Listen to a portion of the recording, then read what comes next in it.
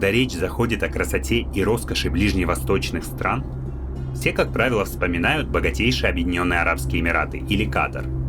Но опытный турист никогда не бросает свой взор только на то, что у всех на слуху. Он старается совершать новые открытия. И сегодня мы отправимся за ними в одну из самых колоритных стран Персидского залива – в Оман.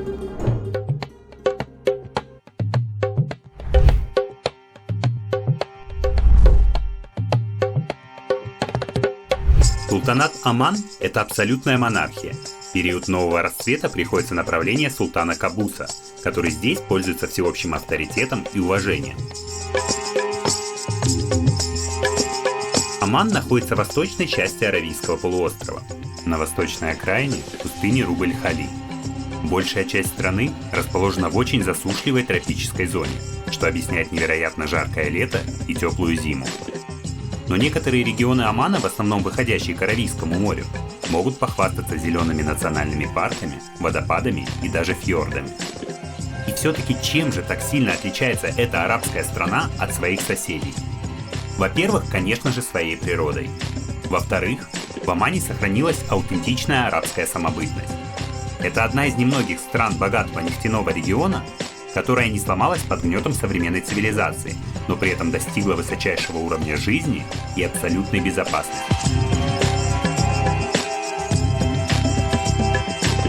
Сегодня я предлагаю вам познакомиться с красотами и бытом столицы Омана – Маскатом. Это прогрессивный и толерантный город, что обусловлено его национальным составом.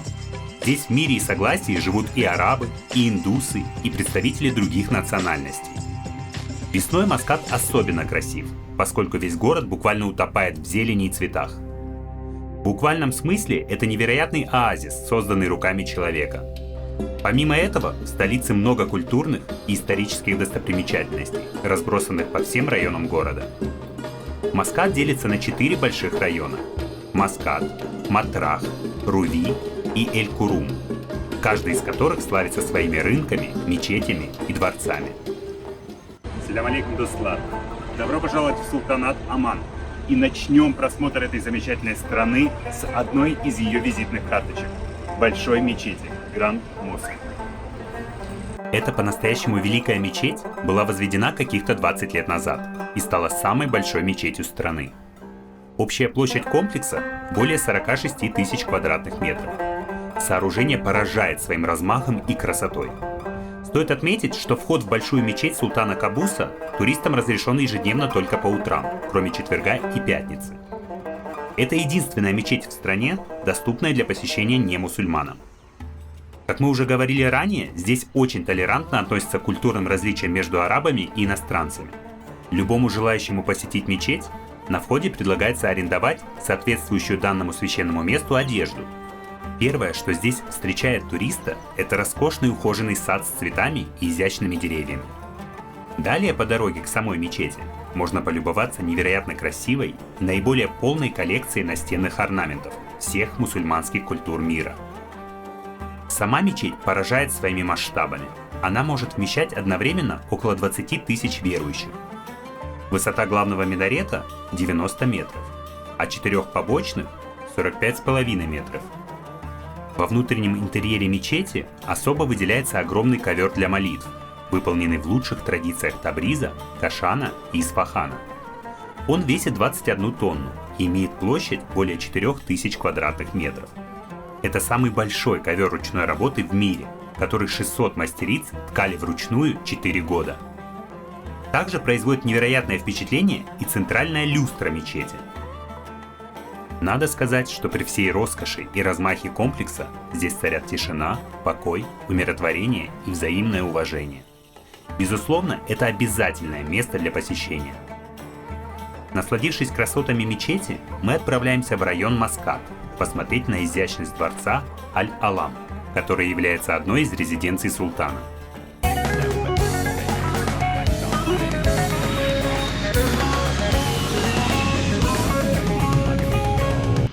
Сейчас мы находимся у дворца его высочества султана. Аль-Алам в переводе с арабского языка означает «флаг». Дворец был построен более 200 лет назад султаном Ибн Ахмедом, прямым наследником которого является правящий ныне султан Кабус. Современный вид дворца был восстановлен в качестве королевской резиденции в 1972 году. И хотя глава государства не проживает в нем, этот дворец используется для приема почетных гостей и поэтому закрыт для посещения. Дворец Аль-Алам – это изящное сооружение с элементами индийской архитектуры. Перед фасадом дворца разбит небольшой, но очень изысканный парк, который спускается прямо к морю. С двух сторон к дворцу примыкают две старинные и хорошо укрепленные крепости – Аль-Джалали и Аль-Мирани, возведенные в XVI веке португальцами. Туристы могут осматривать красивый желто-голубой дворец только с прилегающей площади. Посетители допускаются до кованых железных ворот с гербами султана. Крепости Джалали и Мирани находятся неподалеку друг от друга. Совсем рядом с ними располагается городской порт, окруженный горами и Аравийским морем. Это одно из самых удачных мест для красивой фотографии. В Маскате множество фортов, которые на протяжении всей истории Омана служили оборонительными сооружениями. Кроме того, утром и вечером из крепостей палят из пушек в честь начала и окончания каждого нового дня. Как мы уже говорили, у Омана богатая история. В свое время страна находилась под управлением португальцев, что наложило серьезный отпечаток на архитектуру и традиции страны. Крепости Джалали и Мирани были возведены как раз во время правления португальцев и в наши дни числятся за армией Маската. Попасть внутрь знаменитых крепостей не так просто, однако полюбоваться ими снаружи может любой желающий. Крепость Мирани также оснащена электрическим подъемником, который считается уникальным произведением архитектуры. Однако большинство путешественников все-таки предпочитают подниматься по крутой винтовой лестнице.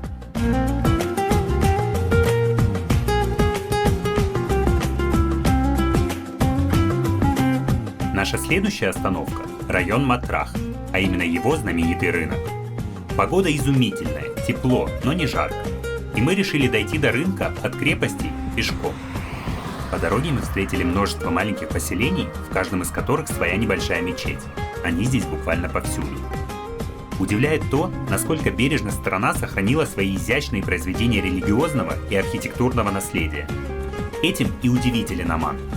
В то время, когда в соседних богатых государствах на голом месте росли железобетонные гиганты и высокотехнологичные города, здесь бережно хранили и аккуратно восстанавливали старинные мечети, дворцы и простые дома горожан. Оман ценен тем, что традиционный арабский дух здесь встречается везде, при том, что с технологической точки зрения страна не особо уступает тем же Объединенным Арабским Эмиратам или Саудовской Аравии. Оманцы нашли способ удивительно просто и гармонично совместить традицию и технологии.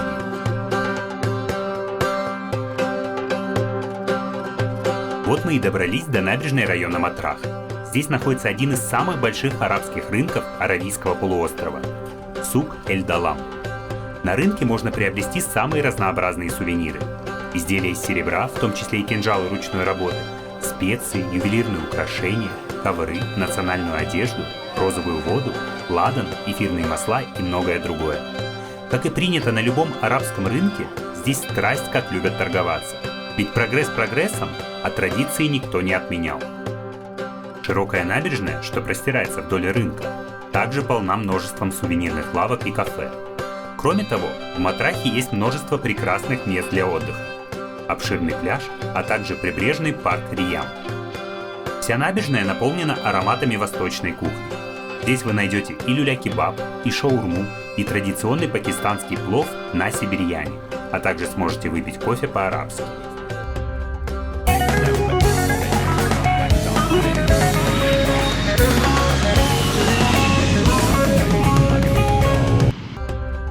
Погуляв по рынку, мы решили заехать еще в одно знаковое место для современного Маската – Дом Королевской оперы.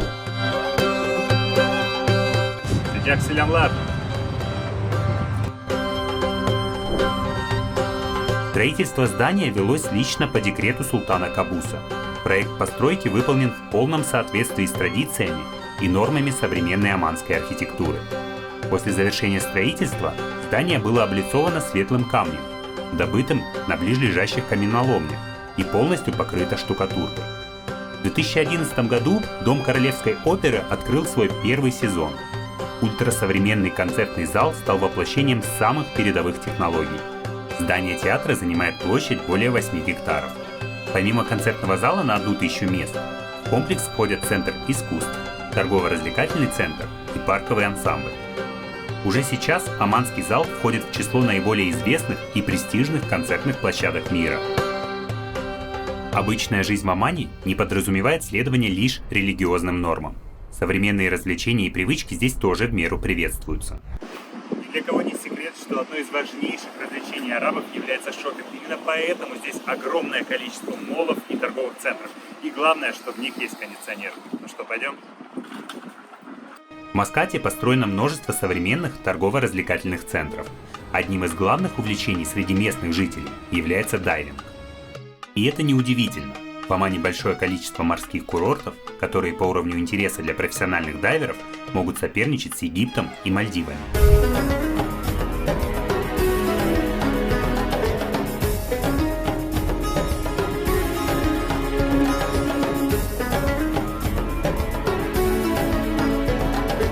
Но один из главных символов современного Омана – это международный аэропорт Маската. Аэропорт является базовым для местной авиакомпании Oman Air, которая за последние годы довела свой уровень сервиса до премиального, а с 2008 года этот аэропорт начал реконструкцию своих терминалов. Сейчас это ультрасовременный аэропорт, напоминающий роскошный арабский дворец. Здесь множество магазинов и ресторанов, а пассажирам, путешествующим премиальными классами обслуживания, авиакомпания Oman Air предлагает провести время в невероятно удобном и просторном бизнес-зале, который больше напоминает совокупность гостиницы и шикарного ресторана.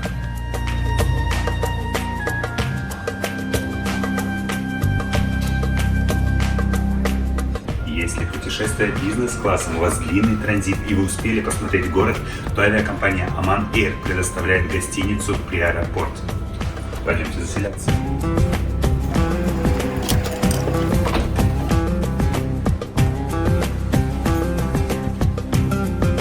Мне очень уютно.